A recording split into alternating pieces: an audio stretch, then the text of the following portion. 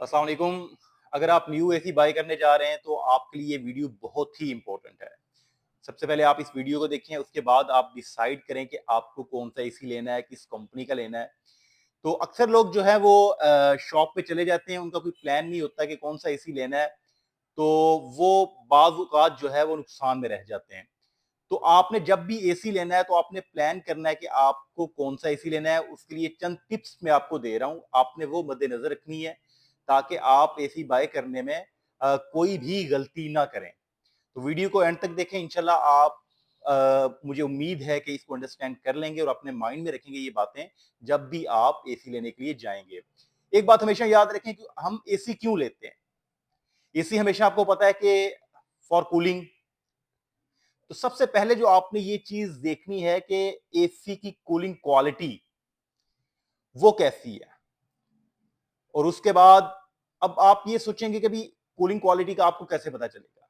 Cooling quality का आप उसमें देखेंगे कि उसमें जो कंडेंसर है वो कौन-सा यूज़ हुआ है, सिंगल लेयर है, डबल लेयर है, उसके बाद इवेपोरेटर है, वो कौन-सा यूज़ हुआ है और क कंपनी ने जो उसको क्लेम किया, कॉपर में किया है, किस में किया है। ये चंद बातें हैं जो अगर आप माइंड में रखेंगे, तो आप एसी बाय करने में कभी भी गलती नहीं करेंगे।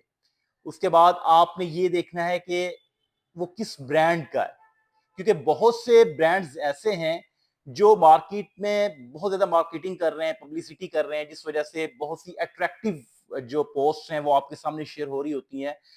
बट उसमें वो जो रिजल्ट्स हैं वो नहीं मिलते। तो आपने ये देखना है कि सबसे पहले तो जो एसी में आउटडोर में कंडेंसर यूज़ हुआ है, वो सिंगल लेयर है, डबल लेयर है, इवेपोरेटर कौन-सा यूज़ हुआ है।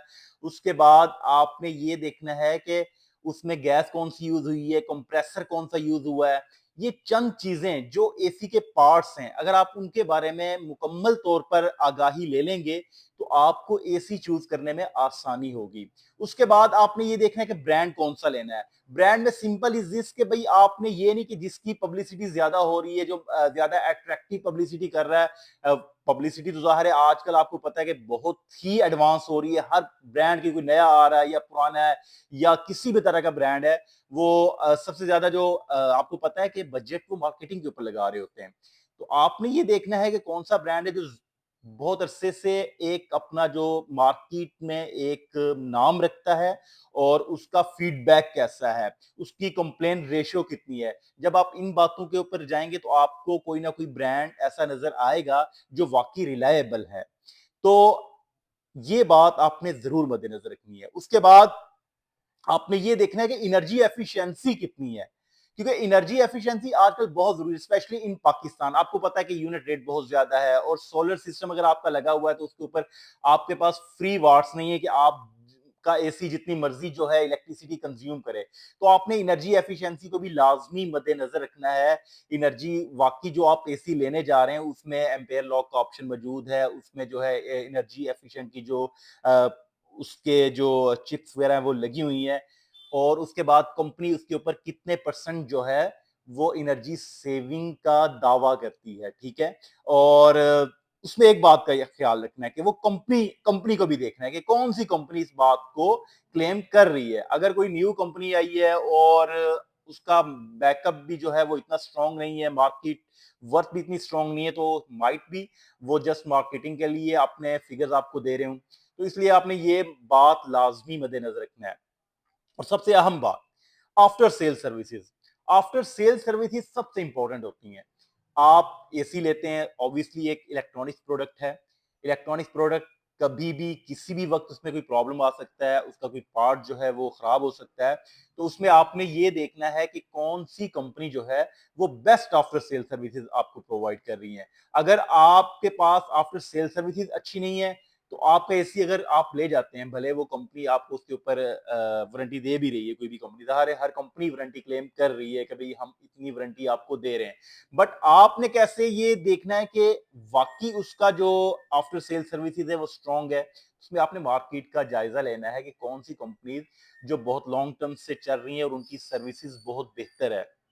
जब आप इन चंद बातों का ख्याल रखेंगे कि आपके आउटडोर, इनडोर में जो पार्ट्स यूज़ हुए हैं, वो कौन-सी क्वालिटी के हैं, आया कि वो कॉपर में है कि नहीं है, उसमें अगर आप कंडेंसर में जाएँगे तो उसमें वो सिंगल लेयर है या डबल लेयर है, कोशिश करें कि डबल लेयर में जाएँ। उसके बाद आफ्टर सेल सर्विसेज को आपने देखना है, प्राइस को देखना है कि आया कि उसकी प्राइस भी जो है, वो जो क्वालिटी, जो ब्रांड उसके वो मैच कर रही है कि नहीं कर रही। तो इन सब बातों का जब आप ख्याल रखेंगे तो इंशाल्लाह आप एसी को बाय करने में कभी भी गलती नहीं करेंगे। और एक और बात, बीटीयूज़ का ख्याल रखना है कि कितने बीटीयूज़ हैं उसमें। और अगर आप ईआर रेट को देखेंगे, उसका ईआर रेट क्या है, तो ये चंद बातें आपने ज़रूर माइंड में रखनी है ताकि आप एक अच्छा एसी जो है वो अपने घर के लिए बाय कर सकें। और आखिर में ये बात कि आपने जब जाना है अपने रूम के साइज़ को एक मर्तबा देखना है कि आपके रूम में 1 टन का एसी लगेगा या 1.5 टन का एसी लगेगा। क्योंकि यहाँ भी लोग गलती कर लेते हैं कि उनके एसी को, उनके रूम को ज़रूरत होती है 1.5 टन की और वो 1 टन का लगा लेते हैं, जहाँ आप फिर प्रॉब्लम का शिकार होते हैं। या आपका रूम 1 टन का, अगर आपका रूम 1 टन का है, तो फिर आप कोशिश करें कि 1.5 टन की तरफ ना जाएँ, फिर आप 1 टन का ही लगाएँ ताकि आप उसमें एनर्जी एफिशिएंसी जो है ना, उसमें ज़्यादा बेहतर तरीके से आप उसको एन्जॉय कर सकते हैं। शुक्रिया।